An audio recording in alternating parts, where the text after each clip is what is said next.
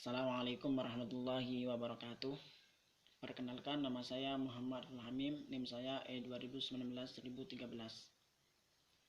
Video ini dibuat untuk memenuhi tugas mata kuliah Sejarah Peradaban Islam dan Islam Nusantara yang diampu oleh Bapak Abdul Wadud.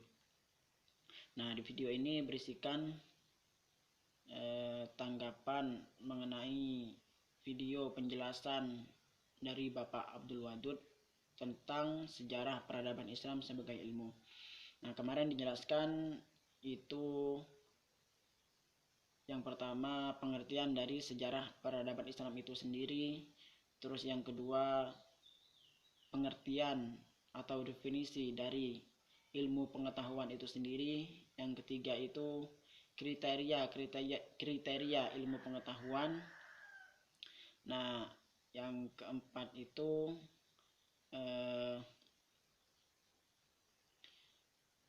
kriteria ilmu pengetahuan itu dikaitkan atau dihubungkan dengan sejarah peradaban Islam itu sendiri. Nah, yang selanjutnya manfaat dari sejarah ilmu pengetahuan, dari sejarah peradaban Islam sebagai ilmu pengetahuan. Nah, di sini yang saya perlu tanggapi bahwa dari penjelasan Bapak kemarin itu saya kurang lebih itu kurang memahami dari penjelasan Bapak yang kemarin. Yang kemarin itu saya sudah mengulangi memperhatikan dan mengamati video kemarin. Saya bukan kurang paham, tapi sedikit paham dari video penjelasan sejarah peradaban Islam yang Bapak kemarin jelaskan. Nah, yang perlu saya tanggapi itu yaitu untuk penjelasannya itu dari definisi itu kan kemarin definisinya seperti ini, sebagai sejarah peradaban Islam itu sebagai kemajuan dan tingkat kecerdasan akal yang dihasilkan dalam satu periode kekuasaan Islam, mulai dari periode Nabi Muhammad SAW sampai perkembangan kekuasaan Islam saat ini. Nah, di sini yang saya tangkap, yang saya dapat itu bahwa kemajuan atau kemajuan dan kecerdasan akal yang dihasilkan dalam satu periode kekuasaan itu mulai dari periode Nabi Muhammad SAW sampai perkembangan kekuasaan Islam saat ini. Jadi pada zaman Nabi itu yang saya tangkap di sini dari penjelasan Bapak, dari zaman Nabi itu terjadi sebuah peradaban atau perkembangan atau kemajuan yang dihasilkan oleh umat Islam, baik itu dari sisi ilmu pengetahuan, ekonomi, sosial, budaya, dan lain-lain. Itu terus mempunyai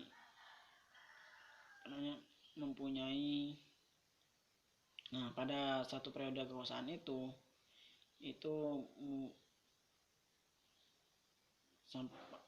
dari periode Nabi Muhammad itu sampai perkembangan kekuasaan Islam saat ini. Jadi itu mempunyai kemajuan dari zaman lampau dan zaman Nabi dulu itu sampai dengan zaman sekarang. Itu yang saya tangkap dari penjelasan Bapak. Nah, yang kedua itu pengertian ilmu pengetahuan adalah deretan konsep dan skema konseptual yang berhubungan satu sama lain sebagai hasil eksperimen serta observasi yang diperoleh melalui pengalaman-pengalaman. Nah, kemarin Bapak ini menjelaskan tentang pengertian ilmu pengetahuan itu deretan konsep dan skema. Jadi menjelaskan contoh kemarin itu sebagai konsepnya itu ilmu Al-Quran, yaitu ilmu mempelajari Al-Quran, yaitu ilmu tajwid. Nah, itu saya setuju, memang itu cara-cara dan konsep-konsep untuk mempelajari ilmu mempelajari Al-Quran, yaitu dengan ilmu tajwid. Nah, seperti itu ya tanggapan saya dari penelitian ilmu pengetahuan ini.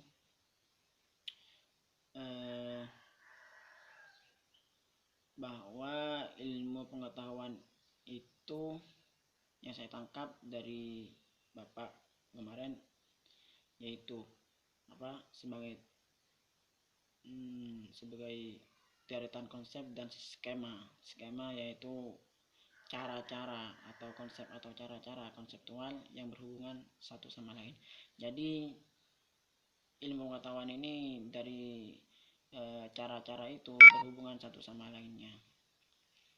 Jadi itu.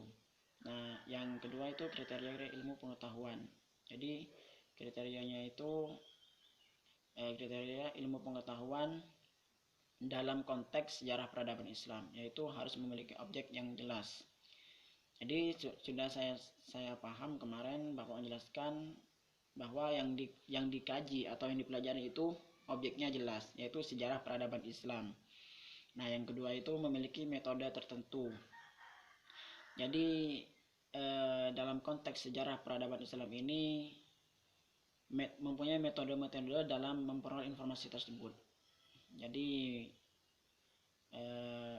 metodenya itu ada melalui metode observasi, dari metode pengamatan, dan metode dokumentasi atau dokumenter, itu melalui literasi mulai buku-buku. Itu ya. Yang kedua disusun secara sistematis atau teratur atau secara berurutan. Jadi yang saya perlu tanggapi di sini, menurut saya disusun secara sistematis. Pendapat Bapak kemarin itu saya memahami, disusun secara sistematis bahwa sejarah peradaban Islam ini urut mulai dari tahun di mana perkembangan atau kemajuan sejarah peradaban Islam itu perkembangan atau kemajuan akal dari umat Islam itu jelas tahunnya. Nah, yang